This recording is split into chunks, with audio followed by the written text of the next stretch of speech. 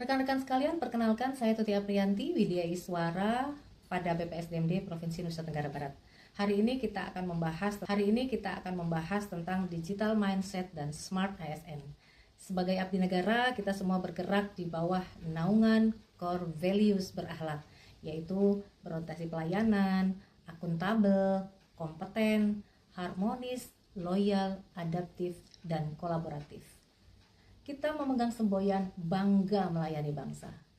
Namun untuk mencapai world class governance, smart ASN, sosok yang tidak hanya memiliki integritas dan nasionalisme, tetapi juga profesional, berwawasan global, menguasai IT dan bahasa asing, memiliki jiwa keramah tamahan, networking yang luas, dan jiwa entrepreneurship.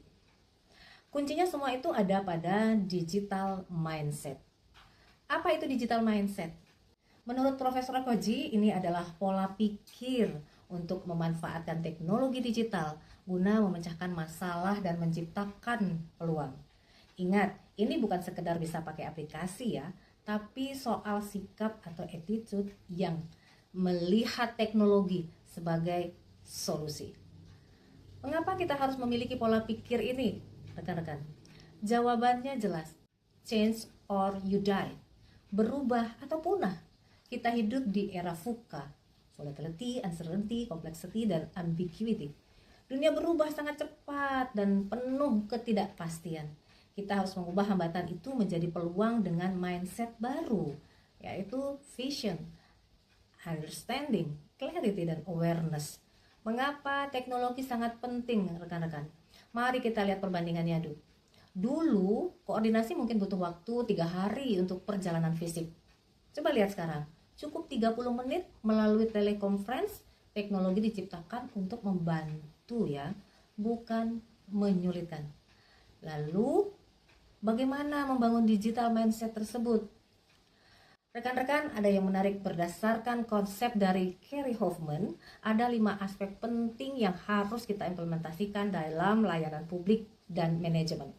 Yang pertama, possibility, perilaku terhadap kemungkinan. Kita harus terbuka melihat teknologi sebagai peluang berkembang. Implementasinya di sektor publik, jika kita melihat antrian fisik yang membludak, kita berani mencoba inovasi seperti pendaftaran layanan melalui aplikasi atau sistem online. Yang kedua, believe in tech, percaya pada kekuatan teknologi. Yakin bahwa teknologi diciptakan untuk mempermudah hidup, bukan mempersulit ya. Jadi implementasinya dalam manajemen kita beralih ke sistem absensi digital misalnya ya, atau kinerja, atau e-kinerja, atau e-learning, dan yang lain sebagainya. Untuk apa? Ya untuk menciptakan transparansi dan efisiensi kerja yang lebih nyaman. Kemudian yang ketiga, abundance mentality. Mentalitas kelimpahan, melihat melimpahnya data bukan sebagai beban, tapi ini kita jadikan peluang belajar. Implementasinya seperti apa? Ya gunakan big data gitu, data besar pemerintahan untuk apa? Untuk merancang kebijakan yang tepat sasaran. Layaknya kemudahan mengakses materi universitas dunia ini ya, melalui mesin pencarian seperti itu. Yang keempat, comfort with ambiguity. Nyaman dengan ambiguitas gitu ya. Tidak panik menghadapi ketidakpastian dunia digital. Implementasinya saat kita ada isu hoax atau risiko cyber, kita tetap tenang dan mengandalkan literasi digital untuk memverifikasi informasi sebelumnya sebelum mengambil tindakan seperti itu ya. Kemudian yang kelima adalah growth sebelum mengambil tindakan seperti itu ya. Kemudian yang kelima adalah growth outlook, pola pikir berkembang, semangat menghadapi tantangan dan berani keluar dari zona nyaman.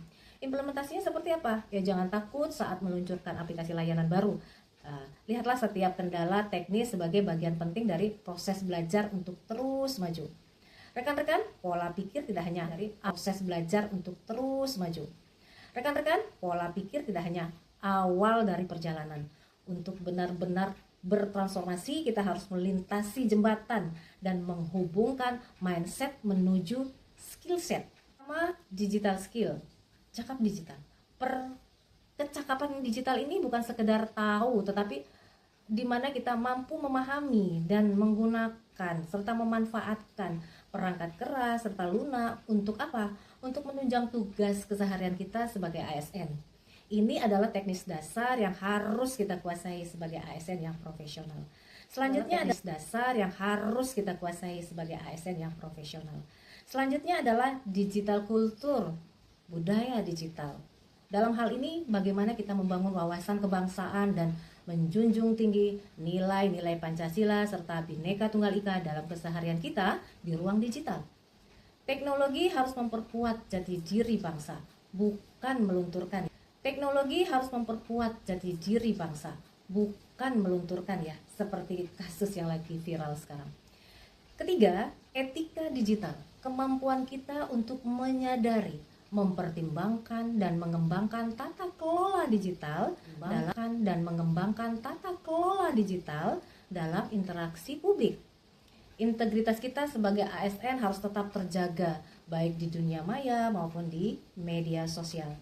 Terakhir adalah keamanan digital. Keamanan digital ini kita harus mampu mengenali dan mempolakan dan meningkatkan perubahan besar birokrasi, dimulai dari transformasi pola pikir manusia yang kemudian diwujudkan dalam kecakapan digital yang utuh. Saya Tuti Aprianti mengajak Anda semua, mari menjadi smart ASN yang tidak hanya cakap secara digital, tetapi juga berintegritas dan memiliki nasionalisme yang kuat. Mari melintasi jembatan transformasi ini bersama-sama demi Indonesia yang lebih baik. Terima kasih dan mari terus berkarya untuk bangsa.